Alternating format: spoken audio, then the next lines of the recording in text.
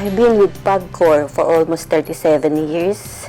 I started as a dealer, and after 12 years, I was promoted to pit officer.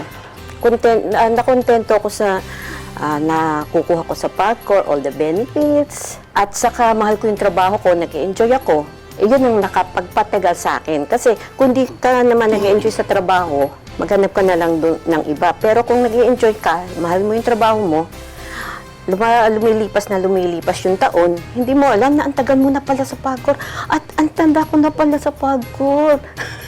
Sa mother, nasa gaming operations ako. May shifting kami.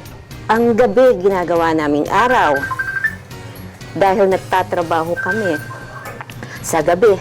Pero yung araw pa rin. Kasi ito, nagtatrabaho kami sa bahay. Kailangan namin gampanan yung mga trabaho namin sa bahay, as a mother. Very much grateful ako. Kasi, after so many years, parang ngayon lang ako na-recognize. Si chairman pa ang nagbigay sa iyo ng certificate. Napakalaking honor para sa akin yun. Despite lahat ng challenges natin sa buhay, kaming mga babae, lalaban at lalaban, maitaguyod ang aming pamilya. Sa panahon ngayon, hindi na uso yung lalaki na lang nagtatrabaho, kailangan pati babae nagtatrabaho. Kung kaya ni Juan, kaya rin ni Juana. Tatayo tayo, babae tayo.